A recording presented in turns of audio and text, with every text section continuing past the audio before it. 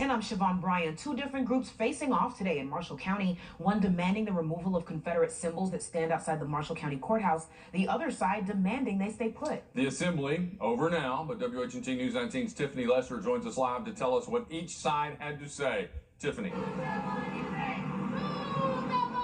The Confederate flag is still waving, and this statue honoring Confederate soldier Captain John Rayburn is still standing outside the courthouse in Albertville. It's something many Marshall County residents are happy about, but others, including these demonstrators who have been out here since noon and are actually still going strong, not so much. Representatives from Say Their Names Alabama say that they want the flag and the statue removed, stating that they represent hate and white supremacy.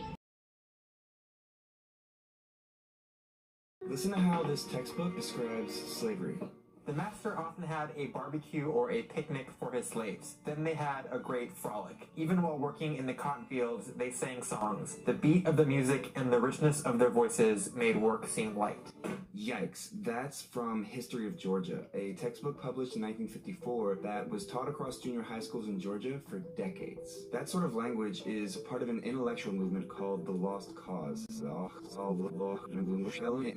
Part of an intellectual movement called the Lost Cause.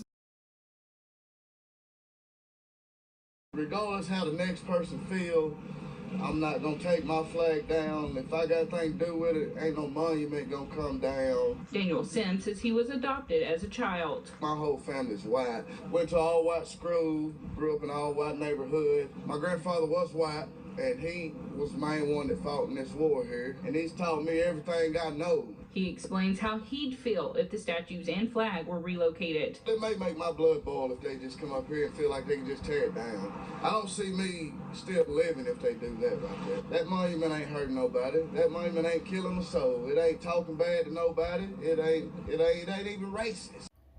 While there are many types of racism, like scientific racism or historical racism, economic racism, this will be classified as historical racism. We have to remember they're lying to this man about historical facts that the South actually lost.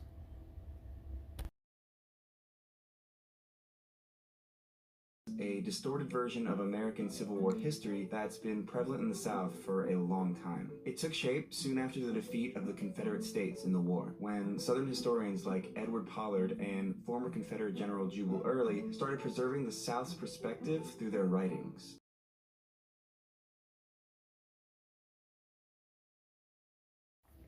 So I'm going to be reading from the book 100 Amazing Facts About the Negro. We're going to go to Warfare, number 86. In the American Civil War, the Negro played a role similar to that of the American in the last World War. That is, both provided a balance of power that brought victory to one side. Without the aid of the Negro, there might have not been no United States now. Abraham Lincoln said 4 times that without the Negro, it would be impossible for the North to win. That says a lot. Power of the Most High. 178,975 Negro soldiers fought in the Union Army between 1861 and 1865. There were 161 Negro regiments as follows: 141 infantry, 7 cavalry, 12 heavy artillery, and 1 light artillery. The total number of Negroes aiding the Union Army was perhaps twice that number. Number 88.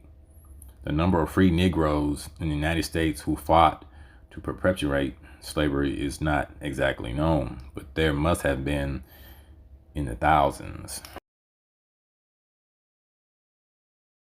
Well, let me tell you something. That X is a Christian symbol. That X is Andrew up on that cross. Because Andrew knew that the first 3 words of Christ's name in Greek meant it was an honorable thing. If you didn't know how to read, write your name, you put an X on the paper because it was a Christian symbol. Don't you come around here telling me about what Beauregard and his men did. They had the stars and bars because they believed the 2 Yankee twins hijacked the stars and stripes. And it looked so much alike in a battle when one of them, they heard men were shooting on their own men. And when the Southern men chose this flag, they knew it was a Christian symbol. So don't come around here lying on my flag. In June 1861, Tennessee began to recruit Negroes between the ages of 18 and 50. South Carolina did the same in 1862. In a review of 28,000 Confederate troops held at New Orleans on November 23, 1861, 7 months after the outbreak of the war, there was one regiment of 1,400 free Negroes. Preston Roberts, a Negro, was unofficial quartermaster of General Nathaniel Forrest. He was given the Cross of Honor, the highest Confederate medal, and until his death in 1910, was treated in all respects like a white man in the South. When faced with change, they could not accept. The mighty men of valor began to gather. Red, yellow, black, white, brown, green indentions. Brothers, native to the southern soil, they pledged themselves to a cause of defending family, fireside, and faith. Between the desolation of war and their homes, they interposed their bodies and chose me, the Christian cross of St. Andrew, the first apostle of Jesus Christ, as their symbol. I am their friend. They framed the Confederate cause as a heroic defense of the Southern way of life against the overwhelming forces in the North. That narrative has a few basic tenets: the glorification of Confederate soldiers who died for a cause they believed in, the belief that slavery was a benevolent institution, and maybe most importantly, that slavery was not the root cause of the war. The Lost Cause is one of the most notoriously effective efforts to rewrite history, and it was done by the losing side. So how did it become so deeply rooted in Southern memory? Blame the United Daughters of the Confederacy. The UDC was founded in Nashville in 1894 to preserve Confederate culture for generations to come. The women who made up the group descended from elite antebellum families, and they used their social and political clout to spread the pro-Southern version of the war as real history. You've probably seen their efforts to honor the Confederacy, but maybe you didn't know it was the UDC. They're the ones who covered the Southern landscape with memorials for Confederate leaders and soldiers. They used their fundraising and lobbying skills to pressure local governments into erecting monuments in prominent public spaces like courthouses and state capitals. Installed here next to the state capitol by the United Daughters of the Confederacy. The United Daughters of the Confederacy donated this memorial to the city back in the 30s. They put them along roadsides and in parks. Any place that was remotely relevant to the Confederacy was memorialized. By the early 20th century, the UDC had 100,000 members and chapters spread all over the country, but mostly in former Confederate states. And there's a reason they grew so quickly during that time. So we're talking about roughly 3 decades after the end of the war, and the Confederate veterans themselves are beginning to die off. So there is this push to find ways to commemorate it, because the big challenge by 1900 was there's a new generation of white Southerners being born, and they never experienced the war years. That push is visible. Most of the Confederate monuments were erected during the UDC's height of influence. There's a rhetoric around monuments that we want to get this thing built before all of that generation has died off. And the reason we want it is to teach future generations about those men. Dr. Karen Cox wrote the book on the UDC, and I asked her if it was fair to say the group established the Lost Cause as historical fact in the South. Oh my God, yeah. They were the leaders of the Lost Cause into the 20th century, and they made it a movement about vindication. Just to give you an idea of how effective they were, they successfully lobbied for a Confederate memorial in Arlington National Cemetery, which U.S. President Woodrow Wilson proudly unveiled to a cheering crowd. Now that's influence, right? Monuments are the least of what they did. What? I mean, they are the most visible and tangible, but the work with children was far more influential. It turns out a central UDC objective is shaping how children think about the war and their Southern heritage. One of their most powerful tools? Textbooks. Take a look at this pamphlet called A Measuring Rod for Textbooks.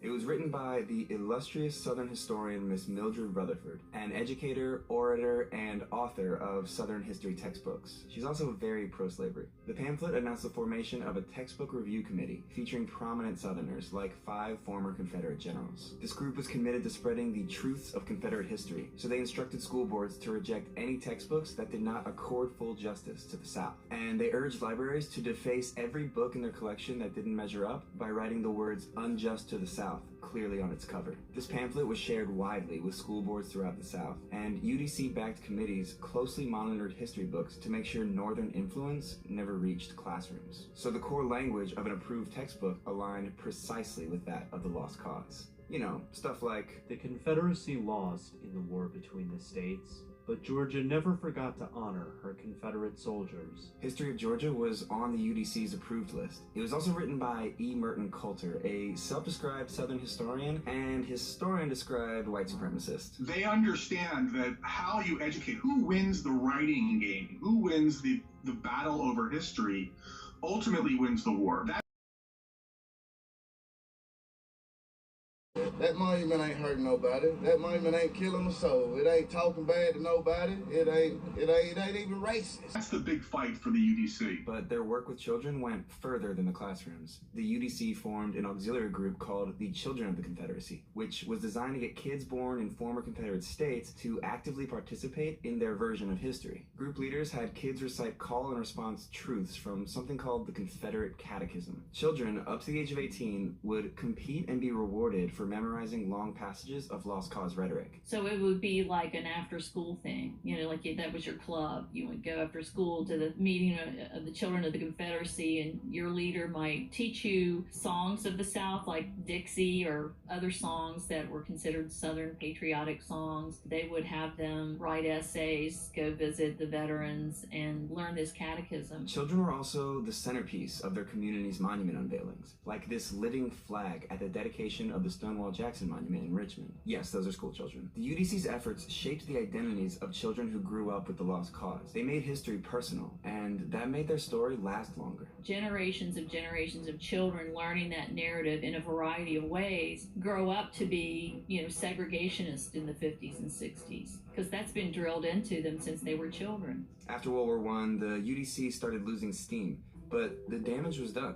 The monuments were in place, and the textbooks they wrote remained in Southern classrooms until the late 70s. And the women's group did it all without the right to vote or participate in politics. You can still get glimmers of this Lost Cause memory of the war from people who will always choose to see it through the personal. And I think the UDC, to a great extent, was their goal. So the next time someone says the Confederate monuments are about remembering our history, just know that that's exactly what the United Daughters of the Confederacy wants you to think. That monument ain't hurting nobody. That monument ain't killing a soul. It ain't talking bad to nobody. It ain't even racist. 2 Thessalonians 2:11. And for this cause the Most High shall send them a strong delusion, that they should believe a lie. Now we know this man was adopted, so he was taught lies.